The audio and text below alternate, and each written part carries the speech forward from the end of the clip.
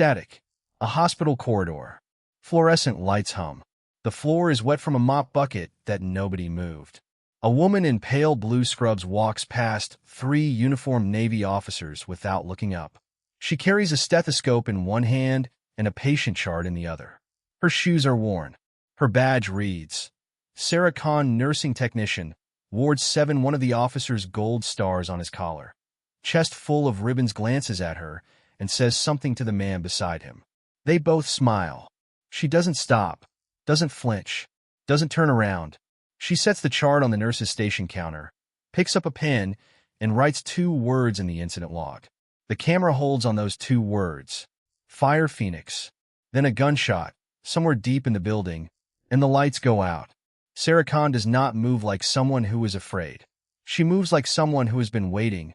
The city outside is loud. Horns, generators, the distant pressure of a coastal wind pushing salt air against concrete. But inside Karachi Civil Military Hospital, the night shift begins the way it always does. Quietly, without ceremony, without anyone watching. The supply room on Ward 7 smelled like antiseptic and old cardboard. Sarah Khan stood in front of the medication shelf, counting vials. Not because someone had asked her to, not because the shift supervisor was watching, but because 3 hours ago, during the afternoon handover, she had noticed the morphine count was 2 units short of what the log said. And in her experience, small discrepancies at the start of a shift became large problems by the end of one. She counted again, wrote the number down, signed her name at the bottom of the discrepancy report with the same flat, unhurried handwriting she used for everything. Then she capped her pen, clipped it to her breast pocket, and stepped out into the corridor. Ward 7 was a mixed ward, post-surgical recovery, general internal medicine, 2 beds reserved for overflow from the cardiac unit when things got busy. On a Thursday night, it held 11 patients. Sarah knew each of their names, each of their charts, each of their particular difficulties. The man in bed 3 who refused to sleep on his back because of an old injury he hadn't mentioned to the doctor. The woman in bed 7 who needed her 4-line, checked every 90 minutes because her vein kept rejecting the cannula. The teenager in bed 11 who had stopped eating, not because of his condition, but because the food reminded him of something. Sarah had arranged for his mother to bring a small container of home-cooked rice. She had not documented this. It was not a medical intervention. It was just what you did. She stopped at bed 3, adjusted the pillow without waking the man, checked the drainage line, and moved on. She did not rush. She did not linger. She moved through the ward the way water moves through a system it has always occupied, without resistance, without announcement. The ward supervisor, Nurse Hafsa, passed her near the station and said, without looking up from her clipboard, "The VIP wing is getting 3 more tonight. Naval officers. Administration wants extra staff on that side from 11 onward." Sarah said, "I'll cover it." Hafsa looked up then, briefly. "You're already on 7. Ward 7 is stable tonight. I'll cover both." Hafsa studied her for a moment, the way people sometimes did when they couldn't decide whether Sarah was being helpful or strange, and then she nodded and wrote something on her clipboard. Sarah walked back to the nurse's station and began reviewing the VIP wing intake forms. She had worked at Karachi Civil Military Hospital for 14 months. Before that, in the official record in the HR file in the system, there was a nursing diploma from a mid-tier institute in Lahore, 3 years of clinical experience at a district hospital in the interior, and a 2-year gap listed as personal leave for family reasons. That was what the file said. Nobody had looked closely enough to ask about the gap. Nobody ever did. That was the thing about hospital staff, especially technicians, especially women in scrubs carrying charts. You became part of the furniture. You became necessary and invisible at the same time. Doctors walked past you without seeing you. Administrators called you by your ward number instead of your name. Visitors look through you the way people look through glass, aware that something is there, but not interested in what it is. Sarah had spent a long time learning how to use that invisibility. She used it now as she walked through the connecting corridor toward the VIP wing, her footsteps even, her badge clipped straight, her face carrying the particular expression of someone doing exactly what they are supposed to be doing, and nothing more. The VIP wing was 2 corridors east of Ward 7. Cleaner floors, quieter lighting. The kind of careful, expensive stillness that powerful people required around them even when they were unwell. At 11:15 p.m., 3 black vehicles arrived at the hospital's rear entrance. Sarah was at the nurse's station when the convoy came in. She didn't go to the window. She listened to the number of doors that opened and closed, to the cadence of footsteps, to the way the security officer at the corridor entrance straightened his back before the first figure came through the door. 3 officers, senior ranks. She could tell by the way the space rearranged itself around them, the way staff moved slightly back, the way sound seemed to lower itself out of respect or caution. The first 2 she didn't know. The third one walked like a man who had never in his life been told to wait. He was tall, broad through the shoulders, though age had softened the edges. His uniform was immaculate. The stars on his collar caught the corridor light. He said something to the doctor who came forward to greet him, and the doctor laughed, the specific laugh of someone who is not sure if they were meant to laugh but cannot afford to take the risk. Rear Admiral Tariq Suleiman. Sarah read the name on the intake form in front of her without reaction. She had known it before she saw it. She picked up the form, clipped it to the correct board, and walked toward the far end of the VIP corridor to check the linen supply. As she passed the group, Admiral, aides, doctor, 2 men in plain clothes who were absolutely not aides. Admiral Suleiman did not look at her. Not once. She was furniture. She was wallpaper. She was the woman in blue scrubs carrying a clipboard at 11 o'clock at night, and she did not exist inside the frame of his attention. Sarah Khan noted this, filed it, kept walking. At the end of the corridor, she counted the linen stacks. Then she stood quietly for exactly 4 seconds and looked at the exit door at the far end of the wing. It was supposed to be locked at 10 p.m. The small green indicator light above the handle was not lit. She noted this too, said nothing, turned around, walked back to the nurse's station. She picked up her pen and opened the incident log. She wrote 2 words, not her name, not a full report, just 2 words in the margin of the page, the way someone might write a reminder to themselves. Fire Phoenix. Then she capped her pen and went back to work. The corridor hummed. Somewhere in the building, a generator cycled. The clock above the nurse's station read 11:22 p.m. Nobody had looked at her. Nobody knew what that would cost them. 11:40 p.m. The VIP wing had gone still in the particular way that important places go still, not peaceful but held. Dr. Imran Faruqi found Sarah near the linen closet at 11:40 p.m. and pulled her aside with the quiet urgency of a man who had just been told something he didn't fully understand himself. "You're covering the secure room tonight," he said. Sarah adjusted the stack of folded gowns in her arms. The secure room, room 14, and the consultation suite beside it. Admiral Suleiman isn't just here for observation. Faruqi lowered his voice, though there was no one close enough to hear. There's a coordination meeting happening in the suite. Naval Command, some people from the intelligence side. I don't know the details. I wasn't told the details. I was told to keep 2 nurses assigned and make sure nothing interrupts them. When does the meeting start? It's already started. Faruqi glanced down the corridor. Midnight, officially. But they moved early. Sarah said nothing for a moment. Then, who else knows this floor is being used for it? Administration. Head of security. That's it, as far as I know. Faruqi hesitated, then added the thing that was clearly bothering him. Sarah, these are not comfortable men. The Admiral's aide, Commander Asif, has already complained twice about noise levels, about staff walking past the suite, about a maintenance car being left in the wrong place. Just stay out of their way. Do your job quietly. Don't ask questions. These men don't like being noticed, and they especially don't like being noticed by nursing staff. Understood, Sarah said. Faruqi looked at her for a moment longer than the conversation required, the way people sometimes did around her, a flicker of something he couldn't name, gone as quickly as it appeared. Then he nodded and walked back toward the elevator. Sarah continued down the corridor toward room 14. She had already built a picture in her mind, the way she always did, piece by piece, without effort, the way some people remember song lyrics or faces. A joint counterterrorism coordination meeting, moved earlier than scheduled, held inside a civilian hospital instead of a secure naval facility. That alone told her something. Either the original venue had been compromised, or someone wanted this meeting to happen somewhere less expected, less watched. Both possibilities interested her. Neither of them was good.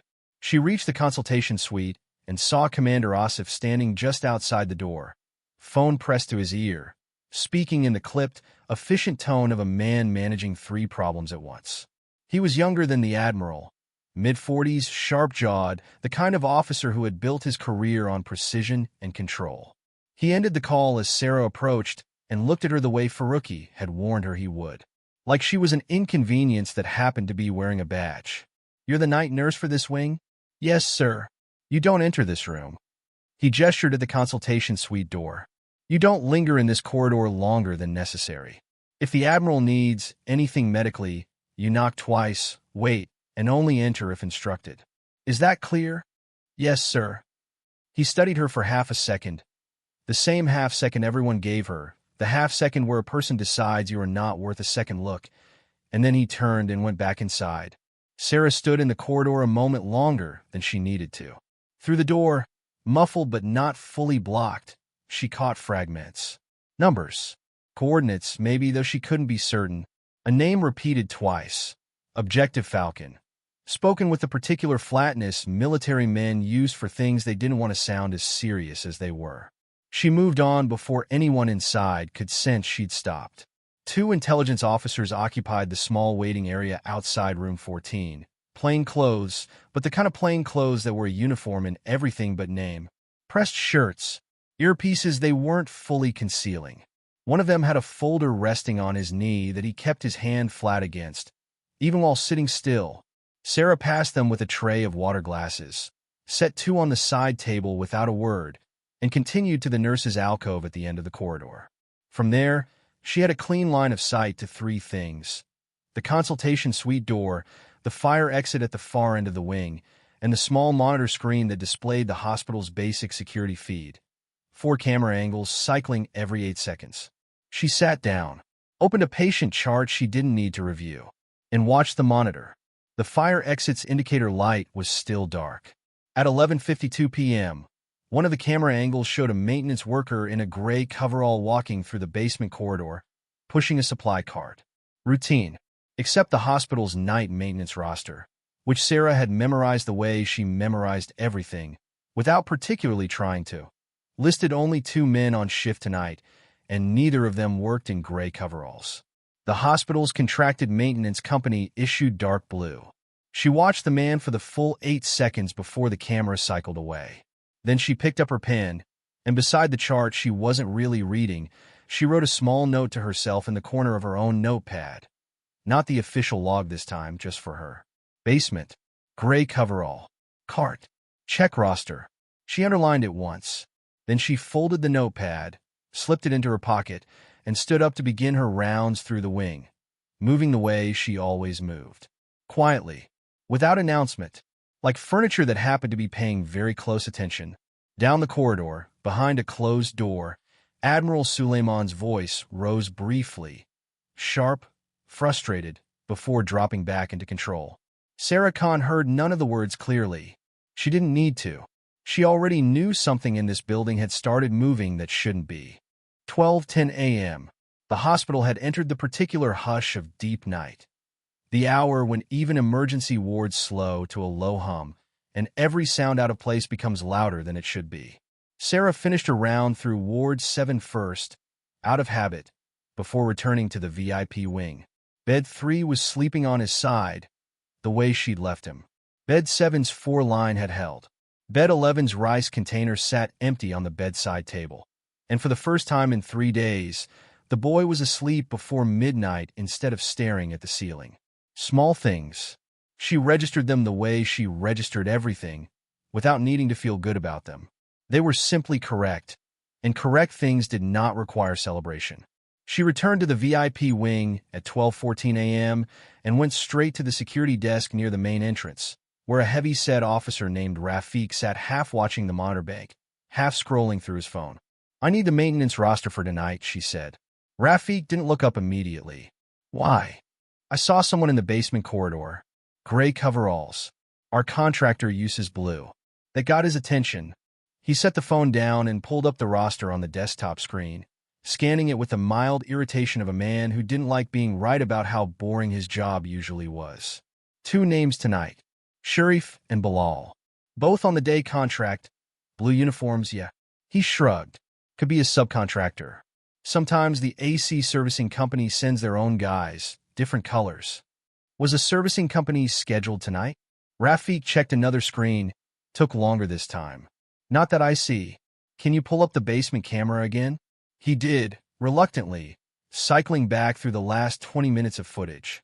The gray coverall man appeared again. Same corridor, same cart, but this time pausing near the electrical distribution room longer than routine maintenance would require.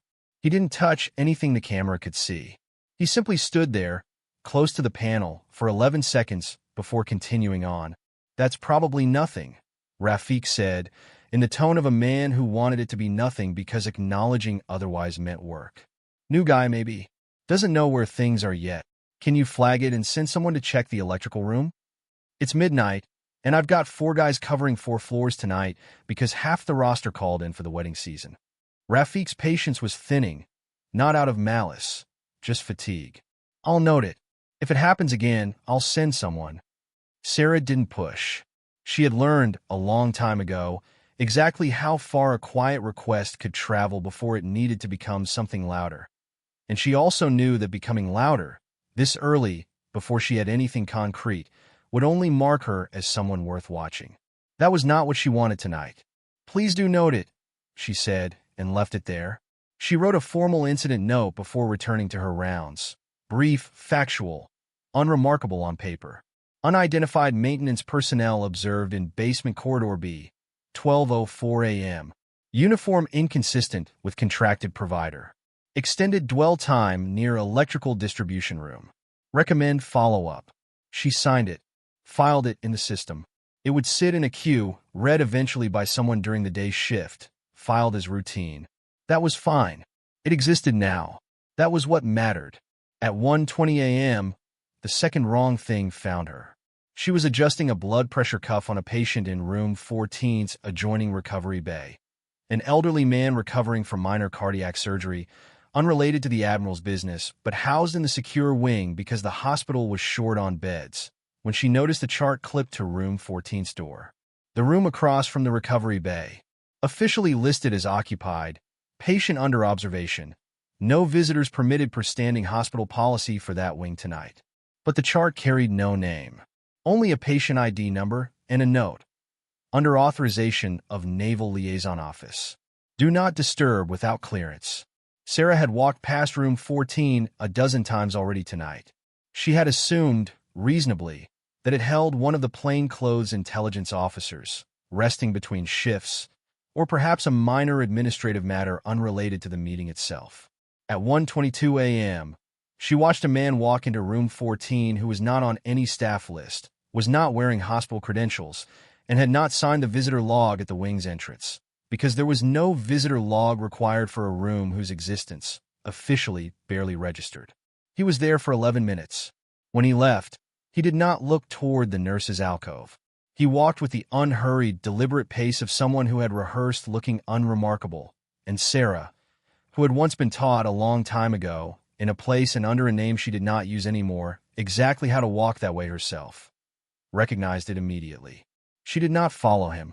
Following him would have meant leaving her post, and leaving her post would have meant explaining why later to people who would not understand what she'd noticed or how. Instead, she returned to the nurse's alcove, opened the incident log, and beneath her earlier entry, in the same flat, unhurried handwriting, she wrote 2 words. Fire Phoenix. No explanation. No signature. Just a note to herself, in a language only she would ever fully understand. A call sign written in the margin of a hospital log, the way a soldier might check the safety on a weapon they hoped they wouldn't need tonight. She capped her pen. Down the hall, Commander Asif's voice rose again through the consultation suite door.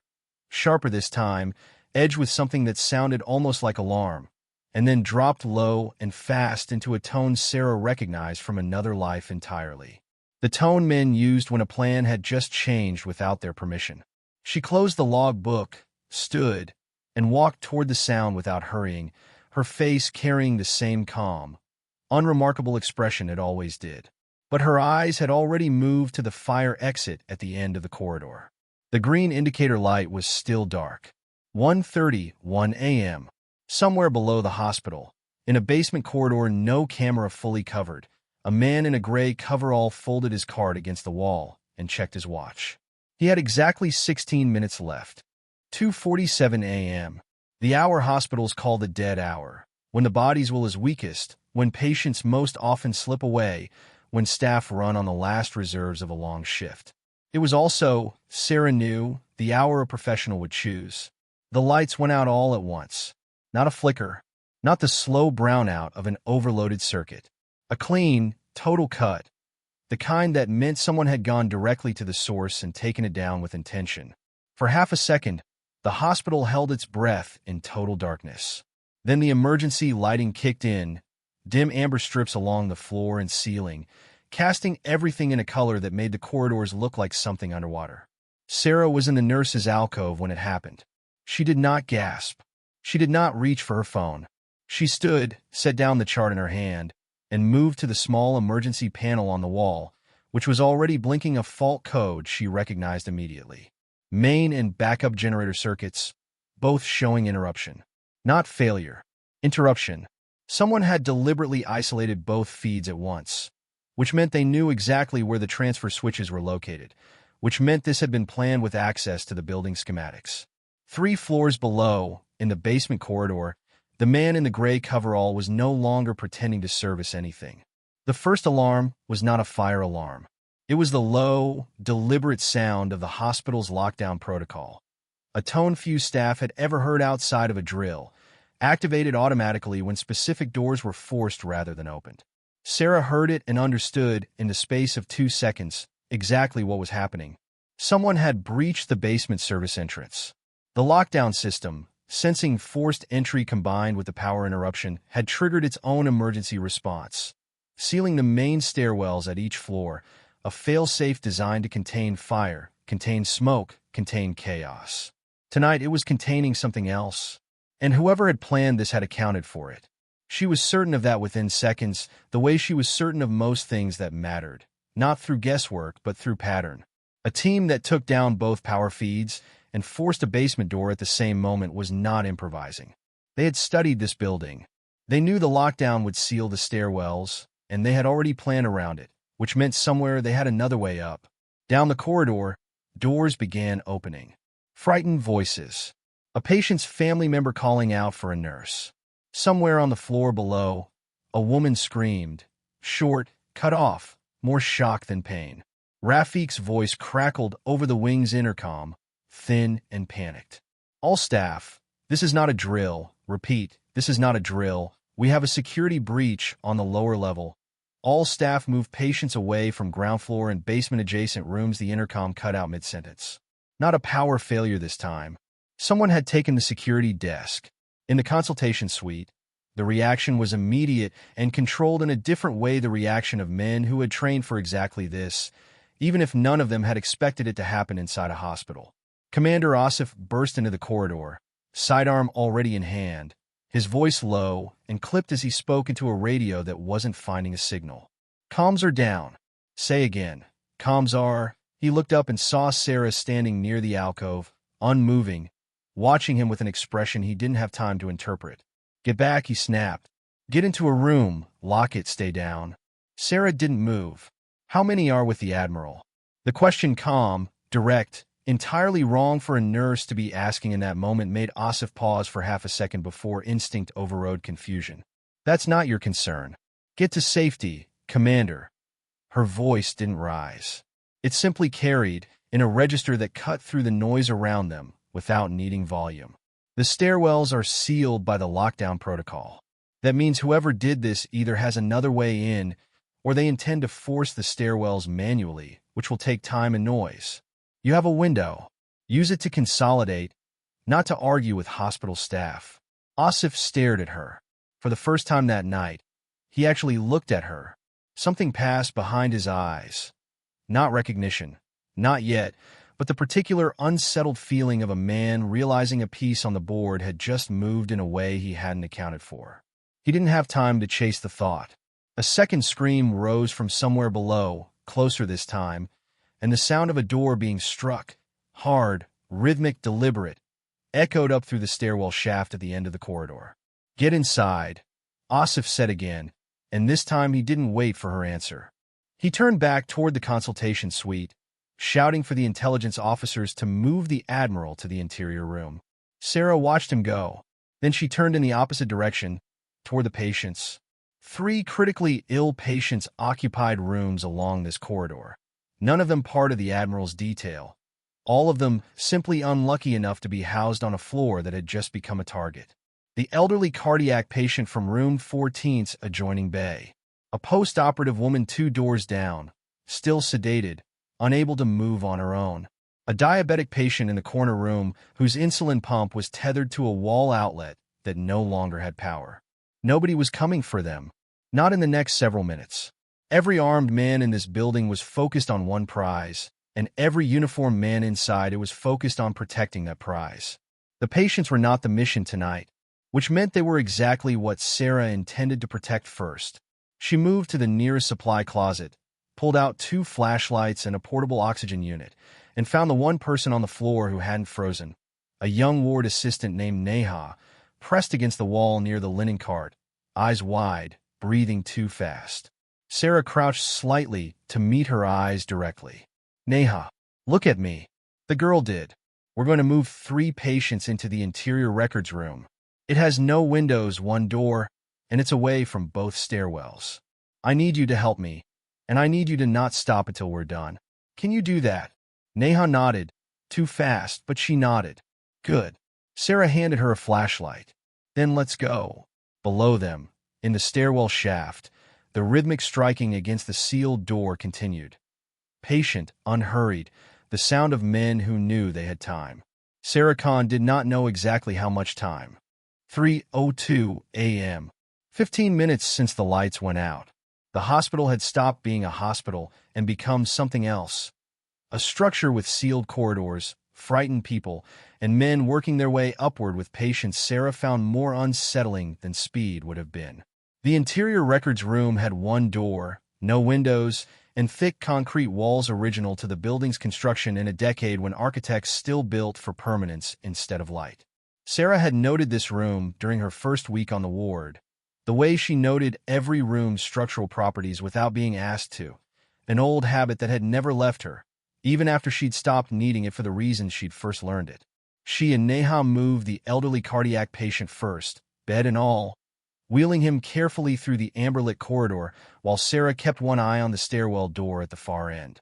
The rhythmic striking against it had changed rhythm twice in the last 10 minutes. Testing different points along the frame, she guessed, looking for weakness rather than brute-forcing a reinforced door. That told her something. These men preferred precision over noise. They would find a way, and that didn't require an explosion drawing every remaining security officer in the building. That gave her more time. Not much, but some. The post-operative woman came next, still sedated, unaware of any of it. And then the diabetic patient in the corner room, whose insulin pump Sarah disconnected from the dead wall outlet and switched to battery reserve with 3 practice motions that took less time than it had taken to explain to Neha why it mattered. "That's all 3. Neha whispered. Once the door of the records room was shut behind them, the beds arranged close together in the dark, flashlights propped against the wall to give just enough light to monitor vitals. "What now?" "Now you stay here," Sarah said.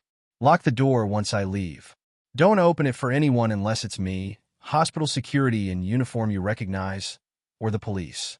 If armed men come to this door, you stay silent and you stay low. Understood? You're leaving? I need to check on the generator." Neha's face, lit orange by the flashlight, showed the particular fear of someone realizing they were about to be alone. Why does that matter right now? Sarah considered briefly how much to say. She decided on the truth stripped to its essentials. Because in the dark, they have the advantage.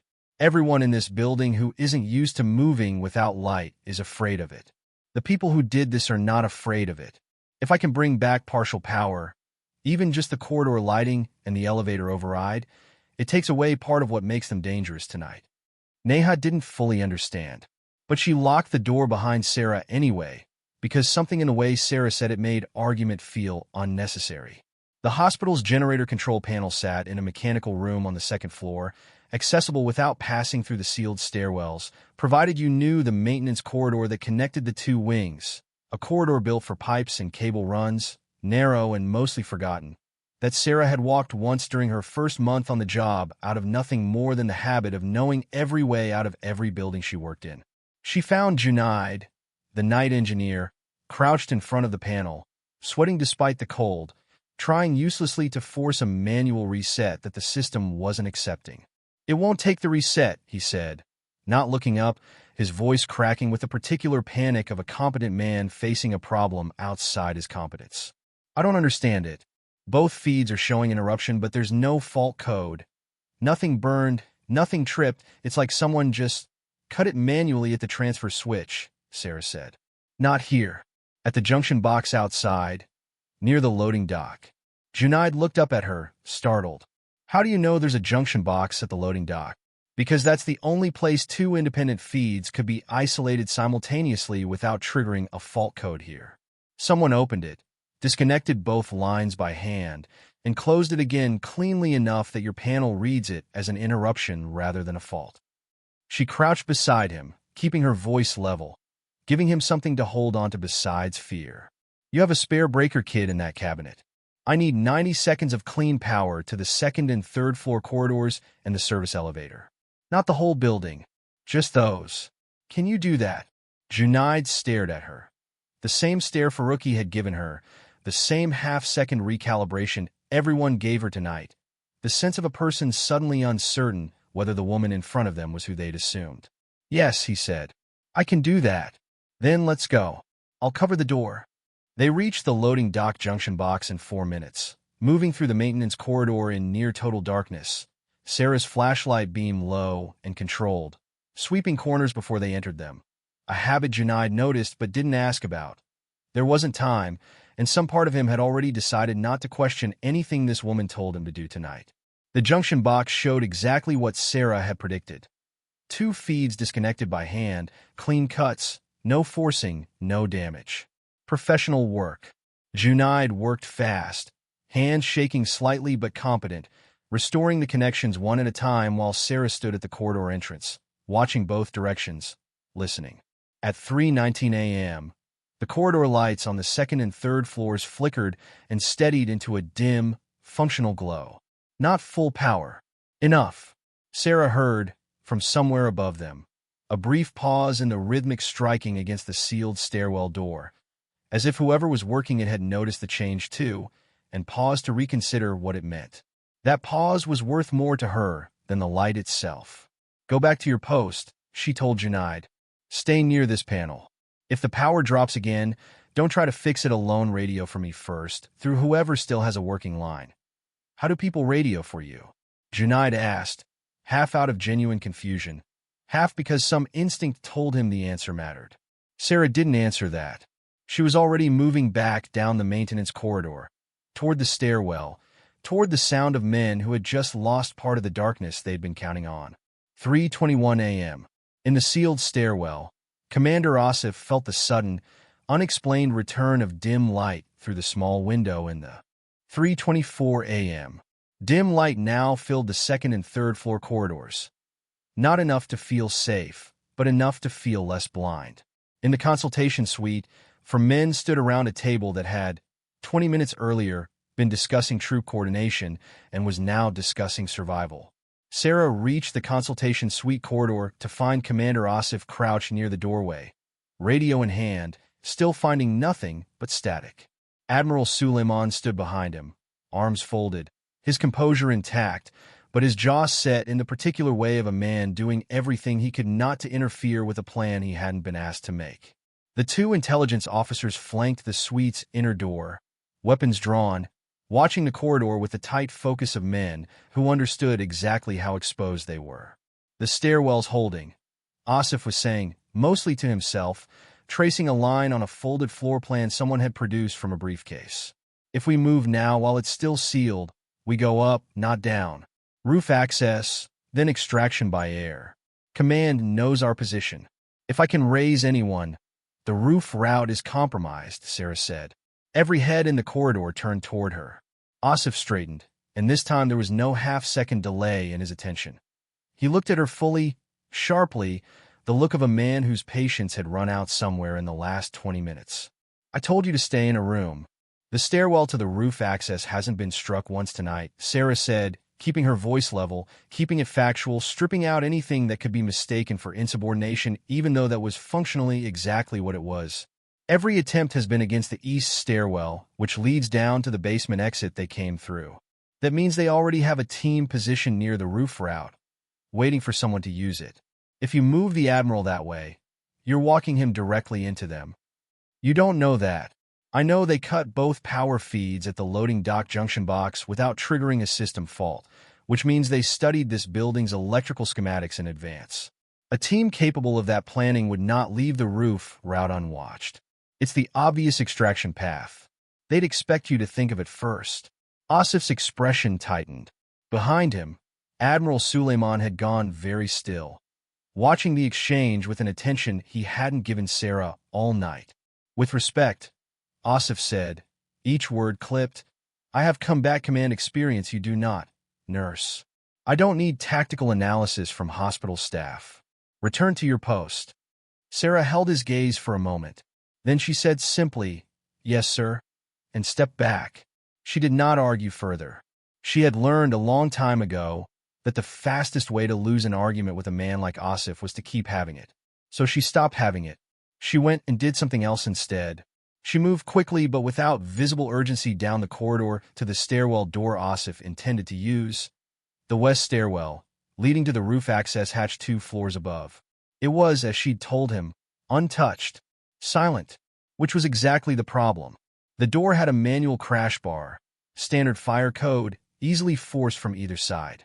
Sarah examined it for 11 seconds, then turned to the small mechanical closet beside it, a housekeeping storage space with a rolling cart, a mop bucket, and more usefully, a length of heavy chain normally used to secure the cart during floor waxing operations, along with a padlock the size of her fist.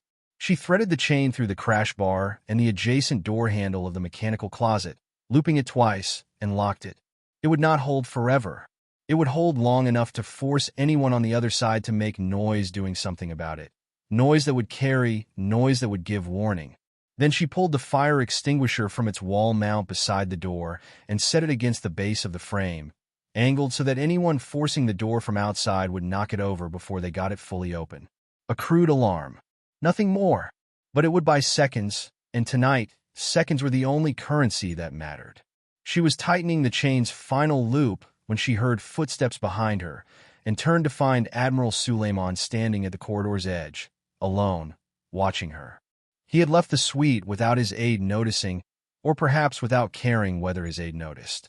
He looked at the chain door, then at Sarah, then back at the door. Commander Asif told you to return to your post, he said.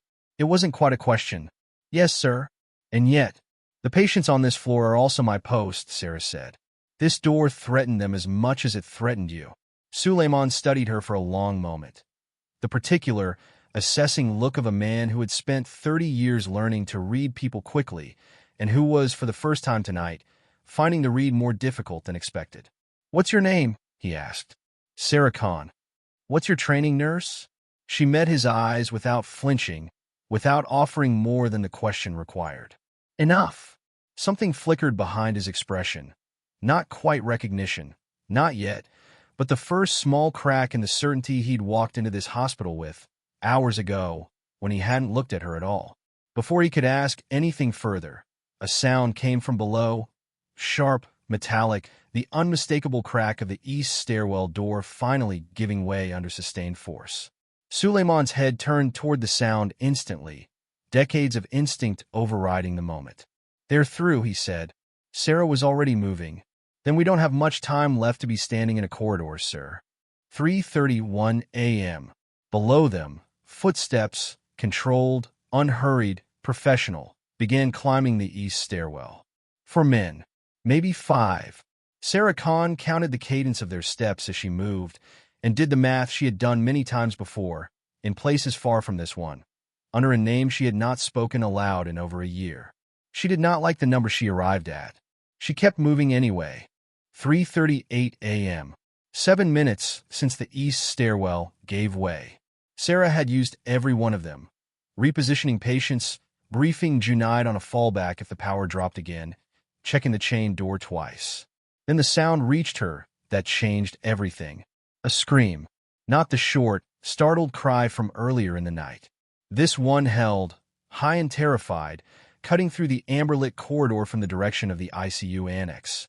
A small ward for beds that Sarah hadn't yet cleared because it sat closer to the east stairwell than anywhere else on the floor. She was moving before she'd finished processing the sound.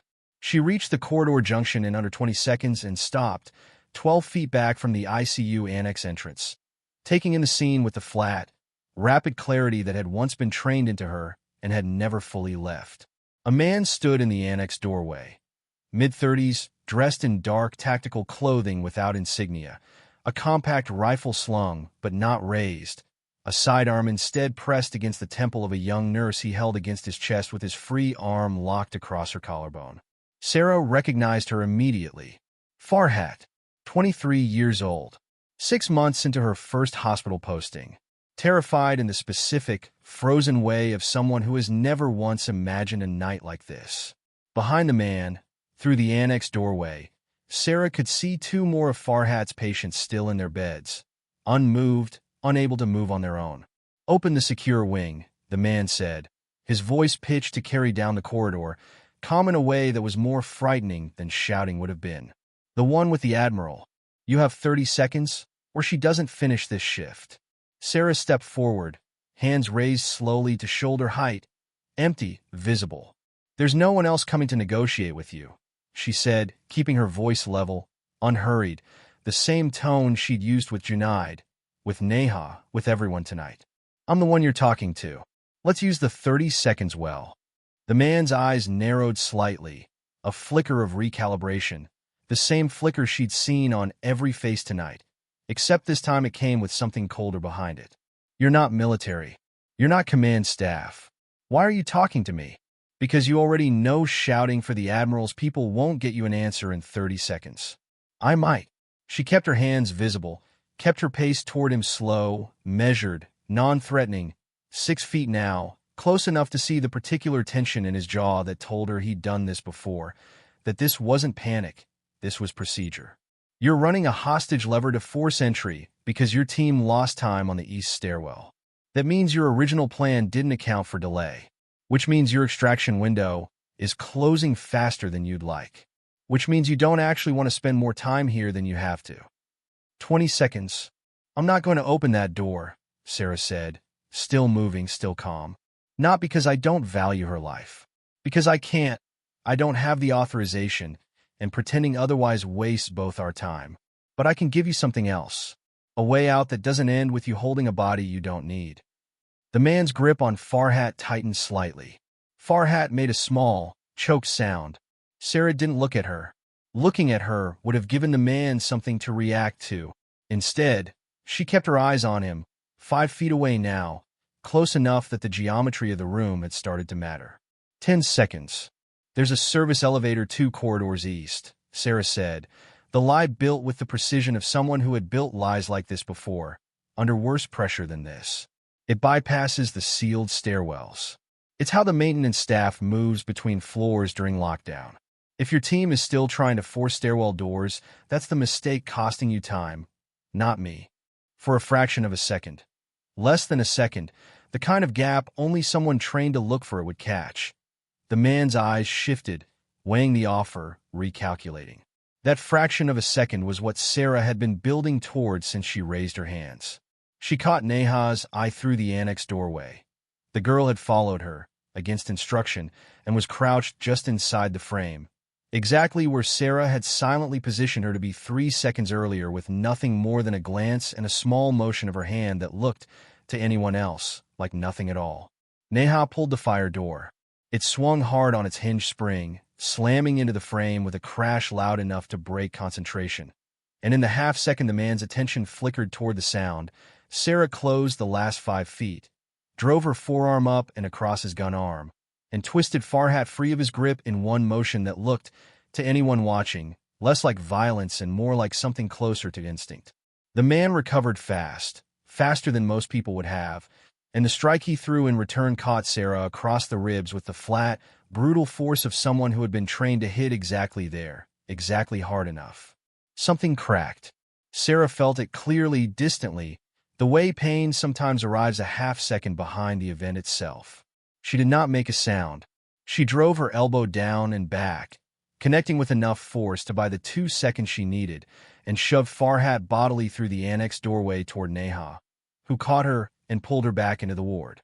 The man staggered, recovered his footing, and made the calculation Sarah had been counting on since she first raised her hands. That a hostage lost, a location compromised, and a delay he could no longer afford added up to a cost higher than continuing the fight in an open corridor with backup uncertain. He turned and ran toward the east stairwell instead. Sarah let him go. She stood in the corridor a moment longer, one hand pressed against her ribs, breathing carefully, shallowly, the way you breathe when you already know 2 ribs have gone and you don't have time yet to confirm it. Then she turned back into the annex ward, checked Farhat's pulse with her free hand, found it fast but steady, and said, quietly, "You're all right. You're all right now." Farhat was crying. Sarah didn't try to stop her. She simply stayed until the shaking slowed, one hand still pressed to her own ribs, saying nothing about the pain, because there wasn't time for it, and because it had never, in her experience, been the part that mattered. 3:44 a.m. Down the corridor, 3:50 a.m. 2 ribs cracked, breath shortened, corridor still lit only in dim amber. Sarah Khan had 6 minutes before the men below regrouped, and she intended to use every one of them.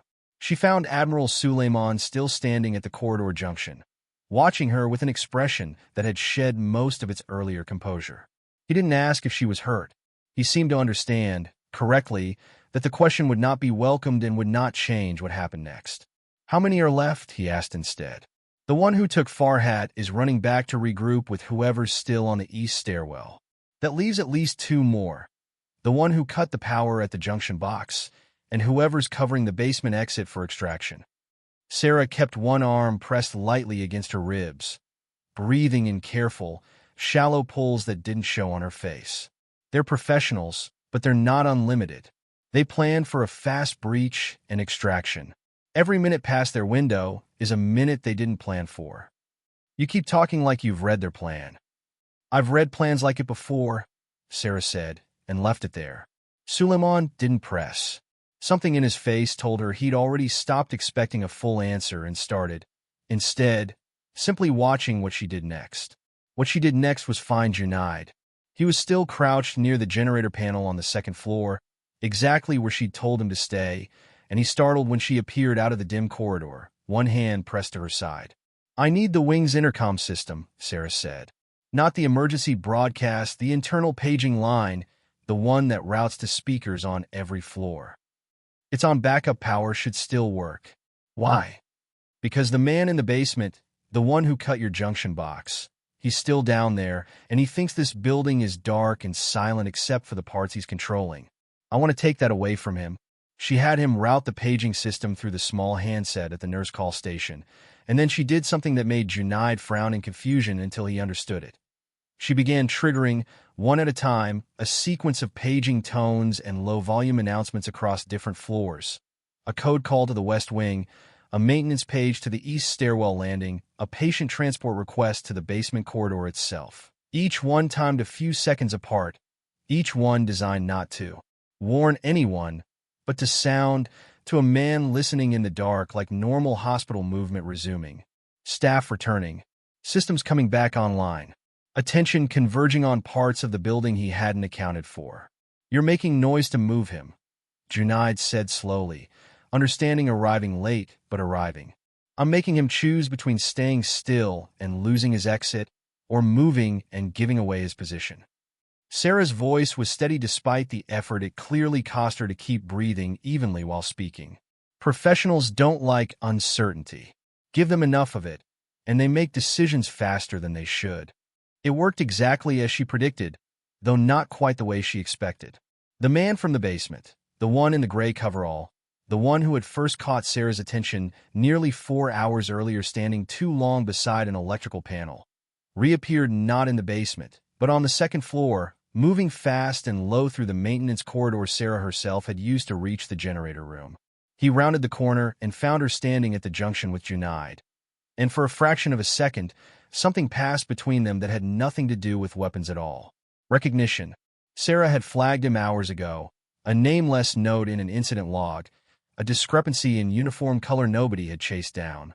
He, in turn, seemed to place her now, the nurse from the security monitor, the one whose face Rafiq's system might have logged before the desk went dark.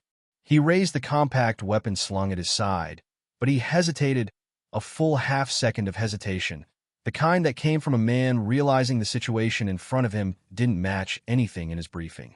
Sarah used the half-second. She didn't fight him directly. Her ribs wouldn't have allowed it, and she knew better than to pretend otherwise. Instead, she stepped sideways into the narrow maintenance corridor, pulling a rolling supply cart between them, and shouted a single word down the hallway behind her. Not to Junaid, but to the 2 hospital security officers Rafiq had, in the last 10 minutes, finally managed to rally and send upstairs once the corridor lights returned.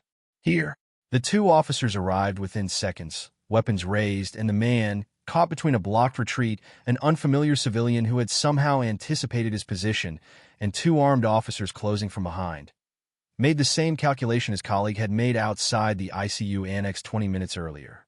He surrendered, not out of courage lost, but out of arithmetic completed. The mission's cost had exceeded its value, and men trained the way he was trained knew exactly when that line had been crossed. The last man, the one who had been holding the basement exit for extraction, was found 11 minutes later by naval security forces breaching from outside, having already begun retreating once he realized, over a radio channel gone silent one voice at a time, that his team had lost cohesion, lost surprise, and lost the building. By 4:12 a.m., it was over.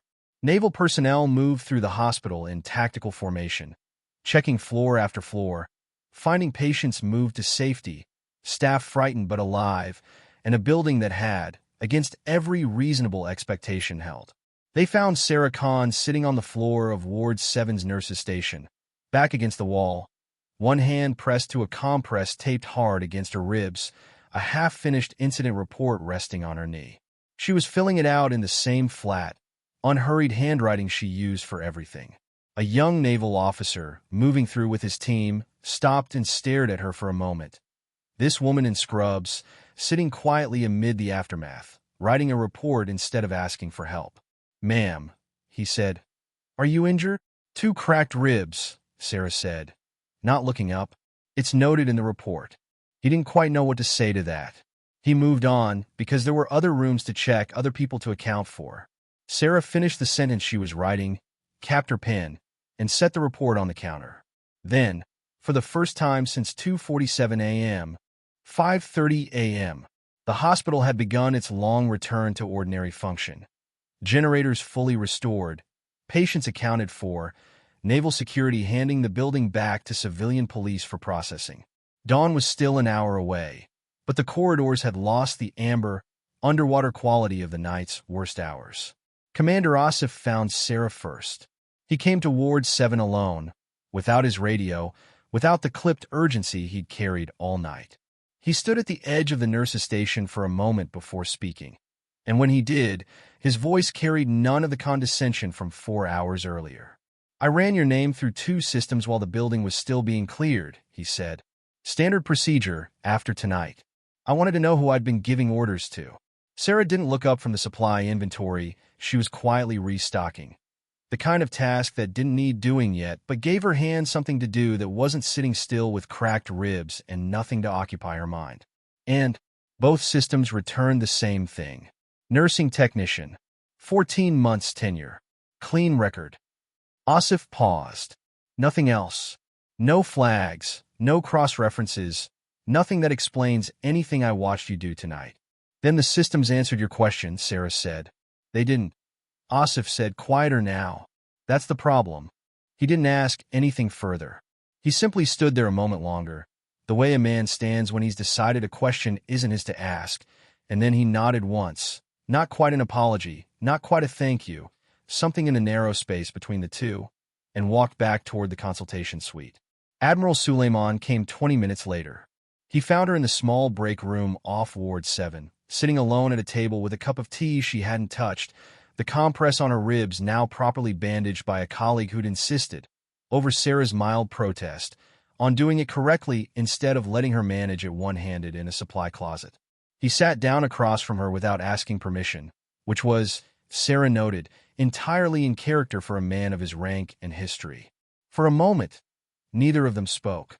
Outside the break room's small window, the sky had begun its first gray suggestion of morning.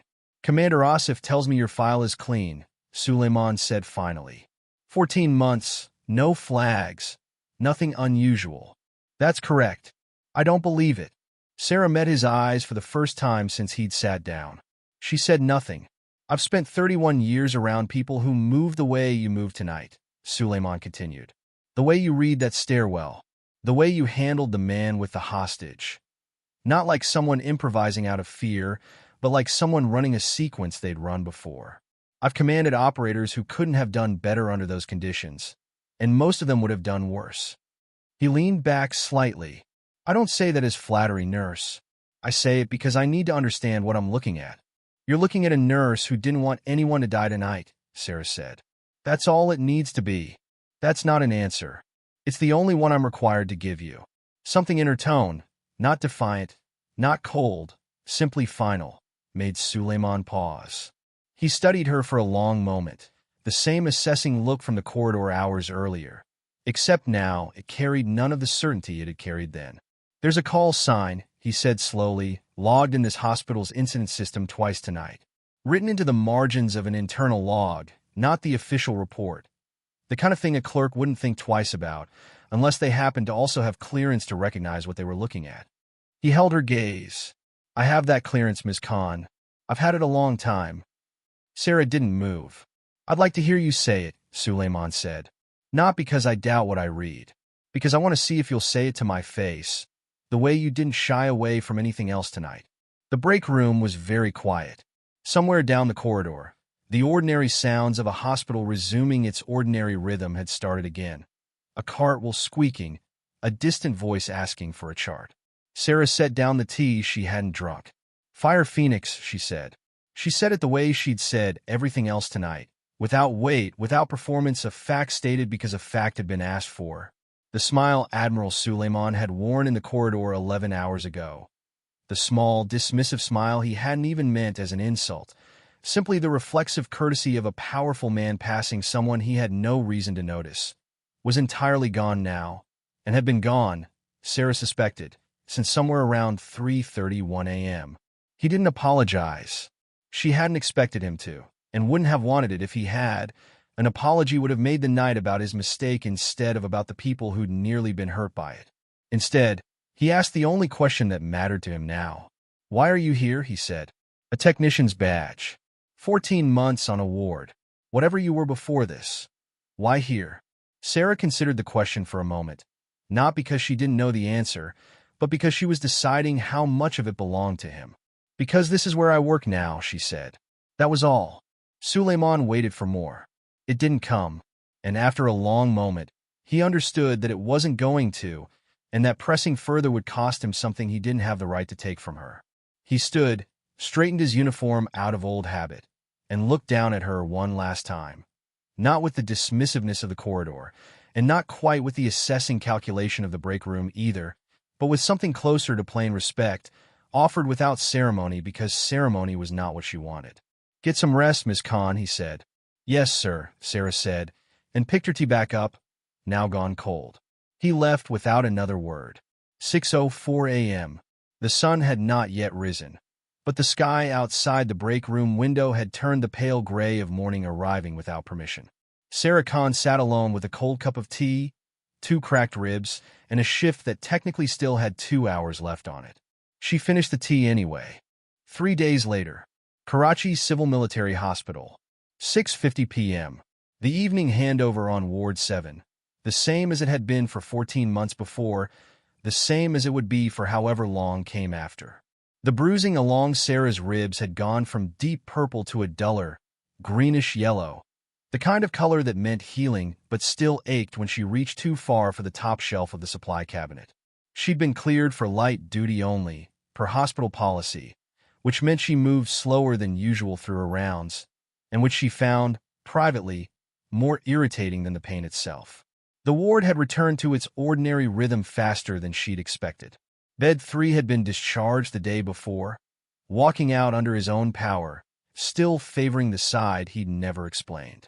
Bed 7's cannula had finally held for a full 6 hours without needing to be redone. Bed 11, the boy who wouldn't eat, had started asking his mother for a second container of rice, which Sarah privately considered the most meaningful clinical outcome of the entire week. A junior nurse, one of the new rotational staff who hadn't been on shift the night of the breach, caught Sarah adjusting a patient's chart near the nurse's station and asked, with the particular caution people use with her now, "Are you doing okay? Everyone's heard, that you were hurt that night." "I'm fine," Sarah said. "It's healing. They're saying a lot of things about what happened. About who actually." The girl hesitated, unsure how to finish the sentence politely. "About who handled it." "I don't know what they're saying," Sarah said, which was true in a way that mattered and untrue in a way that didn't matter to anyone but her. "I was working my shift. That's all it was." The girl looked like she wanted to ask more, and then, seeing something in Sarah's face that discouraged it. Not coldness, just a settled, closed quality that made further questions feel like an intrusion. She nodded instead and went back to her own rounds. Sarah watched her go, and then continued hers. The Admiral's convoy had left the hospital grounds the morning after, quietly, without the fanfare that had marked its arrival 4 nights earlier.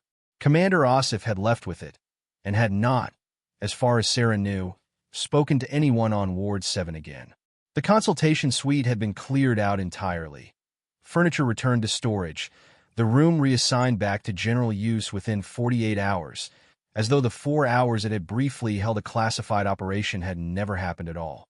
That was, Sarah understood, exactly how it was supposed to work. There would be no ceremony, no public acknowledgement, no mention in any official record accessible to anyone outside a very small circle that a nursing technician on Ward 7 had spent one night doing things her file did not remotely account for. The incident report filed with hospital administration would describe a security breach, contained through the combined efforts of hospital staff, security personnel, and responding naval forces. It would not describe a chained fire door, or a lie about a service elevator, or 2 words written twice in the margin of a logbook. That, too, was exactly how it was supposed to work. Sarah had never expected otherwise. She had not done any of it for a report, or for a name spoken aloud in a room full of people who would nod and understand its weight. She had done it because a building full of frightened people had needed someone who wasn't frightened, and because that had, for longer than 14 months, been the entire shape of what she understood her life to be for. At the end of her shift, she stopped by the nurse's station to sign out and found a small, unmarked envelope waiting in her mail slot, addressed simply to S. Con in handwriting she didn't recognize. She carried it to the supply room, the same room where, 4 nights earlier, she had counted morphine vials because a number hadn't matched, and opened it alone, away from the corridor's fluorescent hum. Inside was a single card. No letterhead, no signature, just 2 words, printed in plain block type, centered on the otherwise blank card. Fire Phoenix. No note beneath it. No explanation. Just the confirmation, quiet and final, that somewhere beyond this hospital, in an office she would never see, someone had read the same words she'd written in a margin 4 nights ago and understood exactly what they meant, and had chosen deliberately to send back nothing more than an acknowledgement. Not a commendation, not a summons, just a quiet closing of the loop, the way professionals close things when the work had been done correctly and required nothing further from either side. Sarah held the card for a moment. Then she folded it once, slipped it into the inside pocket of her jacket, and put the envelope in the recycling bin beside the shelf. She picked her chart back up. She walked back out into the corridor. The lights hummed the same way they always did. Somewhere near bed 11, the boy's mother was quietly unpacking a container of rice. Somewhere down the hall, a new resident was asking a senior doctor a question he should have already known the answer to. Near the nurse's station, Someone had left the mop bucket in the middle of the floor again. Sarah stepped around it without comment, the way she always did, and continued down the corridor. Unremarkable, unhurried, a woman in pale blue scrubs that nobody in the building would look at twice. She preferred it that way. She always had. The corridor stretched ahead of her, ordinary and quiet, exactly as it had been before any of it happened. Exactly as it would be tomorrow. That, she understood, was the only kind of ending that had ever mattered to her at all. End of story.